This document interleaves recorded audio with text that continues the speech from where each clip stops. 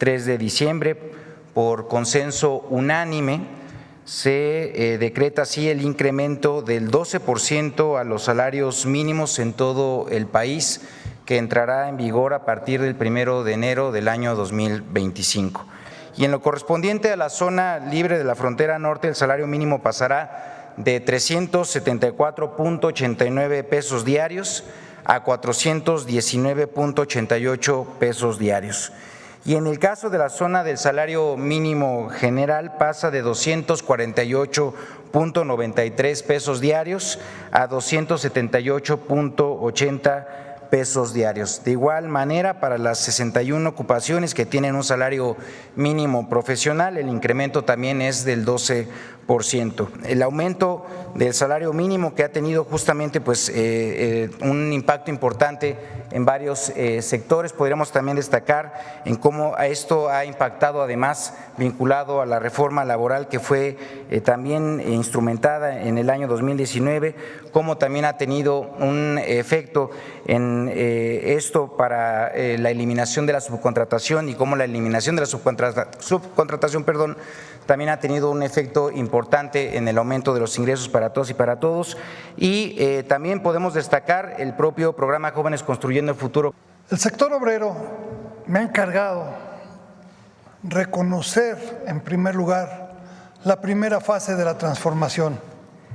No tuvimos oportunidad de hacerlo y voy a utilizar unas palabras que nuestro apreciado secretario de Trabajo ha utilizado desde hace buen tiempo: la primavera laboral. ¿Y por qué menciono la primavera laboral? Porque escapa al espacio que todos vemos exclusivamente de los salarios con referencia al empleo. Realmente la visión alcanzó para mucho.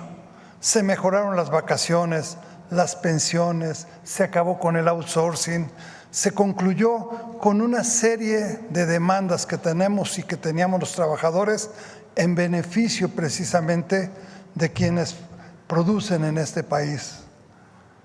Y hoy tenemos que reconocer que a 2 meses de haber asumido la administración de este país, sin duda alguna las muestras son de que este panorama laboral extiende sus alas para seguir abrazando a los trabajadores y recuperar todo aquello que perdimos durante mucho tiempo. Voy a contextualizar un poco lo del salario. Nosotros estamos tratando de recuperar el salario que teníamos en 1976, es decir, su poder de compra, hace casi 50 años. Muchas gracias. Pues es 12% de incremento al salario mínimo. Le pedí ahora a Paulina que nos hiciera los cálculos. Eso significa que el próximo año el salario mínimo mensual, multiplicándolo por 30 días promedio, al mes es 8,364, pasa de 7,467 a 8,364, y en la frontera a 12,596 pesos. Es más de 3 veces lo que tenemos estimado para la inflación el próximo año. Y si ponemos la gráfica, que es similar a la que puso, este es el incremento en el salario mínimo. A ver, préstame el micrófono. Como saben, durante todo el periodo neoliberal, lo que presumían de México en el extranjero era la mano de obra barata. Eso habla de la deshumanización de esos gobiernos. No se puede salir a presumir salarios de hambre. Se presume a México su capacidad productiva, a las y a los mexicanos mejores trabajadores o de los mejores trabajadores del mundo, trabajadoras, nuestros recursos naturales, nuestra riqueza cultural, pero no mano de obra barata, como si eso fuera la competitividad. Un incremento anual de 12%. Así lo planteé en los 100 puntos y quiero agradecer aquí a empresarios, a trabajadores, al secretario del Trabajo, a Marat y a Luis Munguía, que han estado haciendo un excelente trabajo, porque hoy logramos ese 12% de incremento salarial. Ahora, decían que si esto ocurría iba a aumentar la inflación. Falso. Pero además decían que si esto ocurría iba a dejar de haber inversión extranjera. Falso. Lo que sí hizo la COFESE, fíjense, para la compra que hizo el presidente López Obrador de las plantas de Iberdrola, fueron, no sé si un año o más, de que la COFESE decía que no se podía hacer porque si no, Comisión Federal de Electricidad iba a ser monopólica, porque iba a pasar a más del 50% de generación. Entonces, por eso digo yo que la COFESE se dedicó a evitar el fortalecimiento de las empresas públicas. Ahora ya en el 28 constitucional está establecido que ya Pemex y CFE, bueno, que las empresas públicas del Estado no pueden considerarse monopolios, para que quede claro que no es así. No se limita la inversión privada, sino sencillamente decimos 54% de la generación debe estar en Comisión Federal de Electricidad. Tenemos un plan para el país que le llamamos el Plan México, que incluye un aumento en la industrialización de México para producir en México lo que hoy estamos importando. Entonces, esto va a permitir que no solamente aumente el salario mínimo como lo estamos planteando, sino que haya más empleo, porque es un plan de desarrollo para el país. Y además, seguir con los programas de bienestar, que hoy ya son derechos, el aumento al salario mínimo, que lo que hace es pensar siempre en el pueblo de México y particularmente en el que menos tiene, en la que menos tiene. Entonces, es una visión que se llama economía moral y que tiene un pensamiento que se llama el humanismo mexicano. Cuando estuve en campaña dije que había dos elementos centrales que íbamos a impulsar. Uno, continuar con la transformación iniciada por el presidente López Obrador, que tiene que ver con esta esencia. Y lo segundo es tiempo de mujeres. Y las dos cosas las estamos impulsando y las vamos a seguir impulsando. El modelo mexicano es único en el mundo, único. El próximo año vamos a destinar más de 800,000 millones de pesos en programas de bienestar.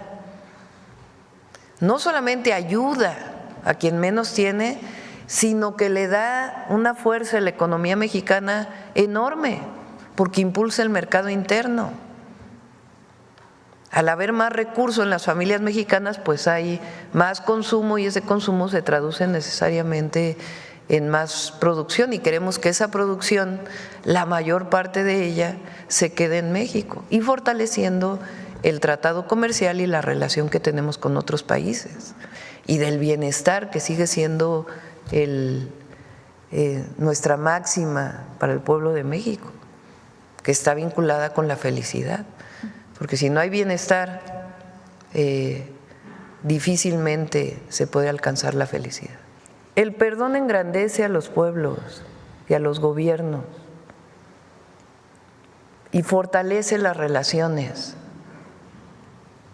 Han pedido perdón, ahora recientemente otra vez Biden hizo un perdón, el presidente Biden. Engrandece. Reconoce que hubo atrocidades, reconoce que hubo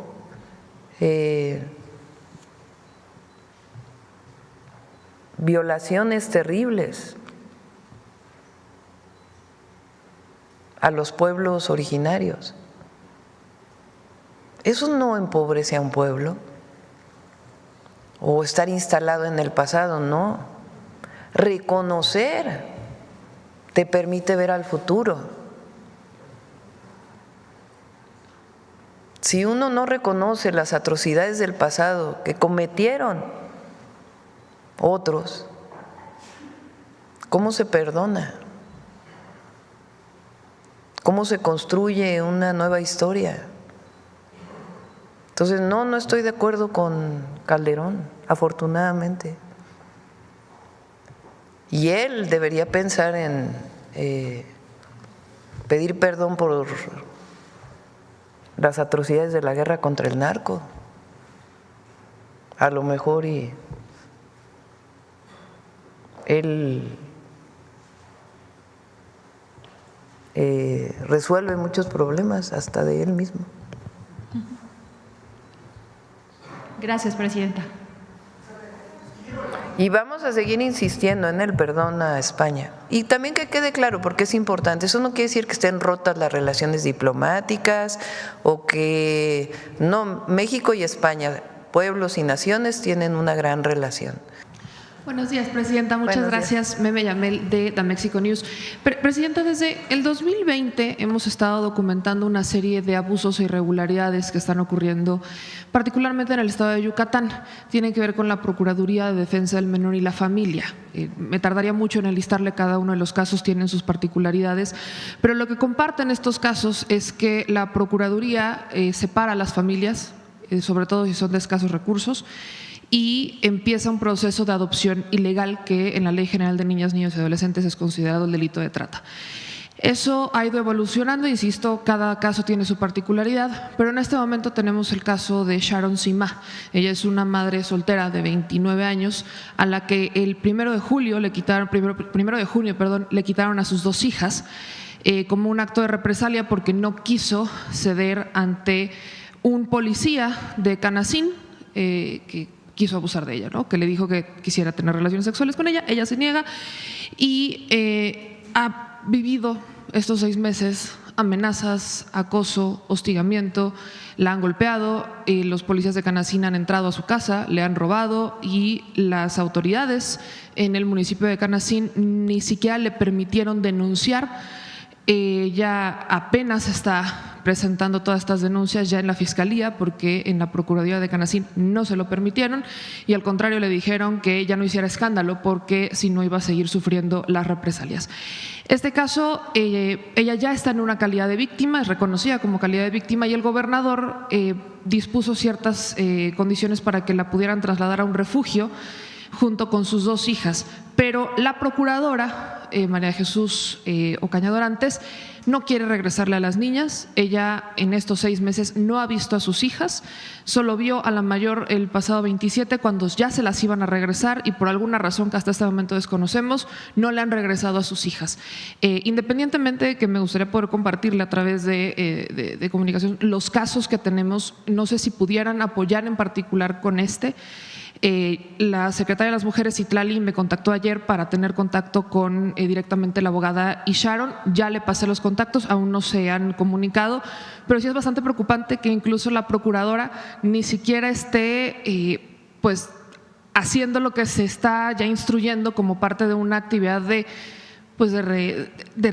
recuperarle los derechos que durante meses pues le han estado violando. La Policía Municipal de Canacín ha sido denunciada varias veces, pero pues prácticamente no pasa absolutamente nada. Entonces queríamos ver si podíamos apoyar desde esa manera, si podría haber algún tipo de seguimiento desde Presidencia. Sí, claro que sí. Le decimos, bueno, Citlali ya tiene esta información, como bien dices. Como subsecretaria del tema de violencia, que es una forma de violencia, está Ingrid Gómez, que fue secretaria de Mujeres en la Ciudad de México. Entonces le decimos a ellas y que se comuniquen con Huacho Díaz Mena, con el gobernador, con Joaquín, para saber exactamente pues el tema de la procuradora. Con gusto lo atendemos. Bueno, vamos con el detector de mentiras.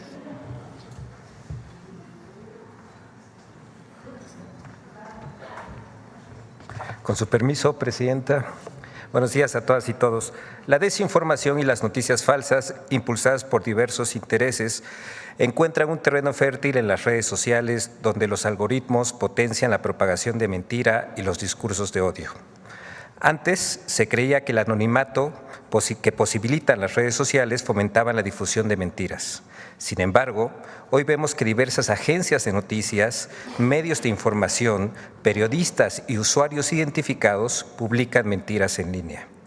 ¿Por qué las plataformas de redes sociales permiten que el espacio cívico digital se contamine e incluso se diseminan mentiras?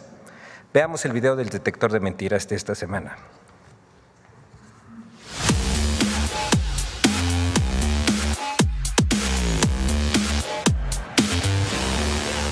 Cuarteles militares construidos de la noche a la mañana, falsos aumentos de impuestos y constantes ataques de noticias falsas contra los programas sociales son algunos de los esfuerzos desinformadores que el detector de mentiras localizó esta semana. 1. La presidenta Claudia Sheinbaum disolvió 2 caravanas migrantes tras acuerdo con Trump. En otra acción para complacer a Donald Trump, el Instituto Nacional de Migración de México disolvió una caravana de más de 1,000 migrantes. ¡Mentira! Las caravanas migrantes se atendieron antes de la llamada entre la presidenta Claudia Sheinbaum y el presidente electo de los Estados Unidos, Donald Trump.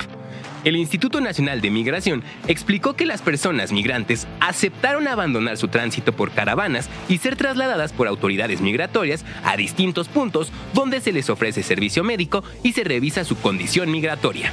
2. La presidenta Claudia Sheinbaum subirá los impuestos. ¡Mentira! El gobierno de México proyecta una reducción de 5.296 billones de pesos de impuestos durante 2025, sin crear nuevos impuestos o aumentar los ya existentes. 3. Explotó un coche bomba y se incendió un autobús en Culiacán, Sinaloa. ¡Mentira!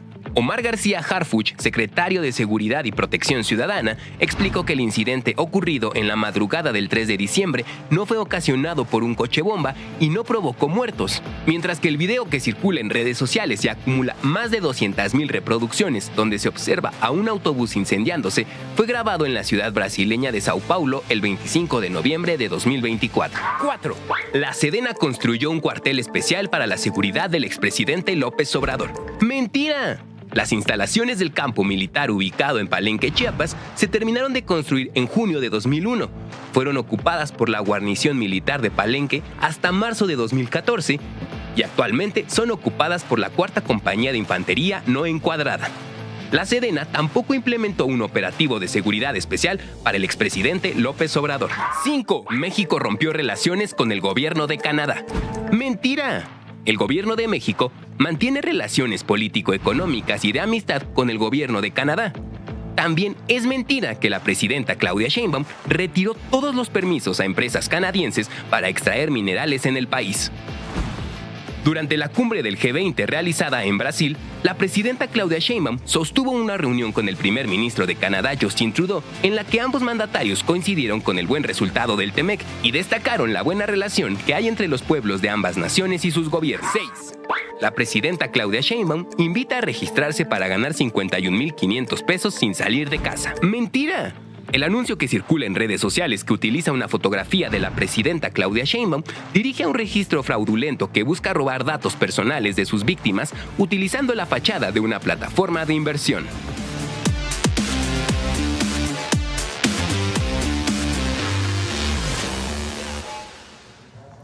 Solo recordar que recibimos las solicitudes de desmentidos a través del correo electrónico detectordementiras@infodemia.mx.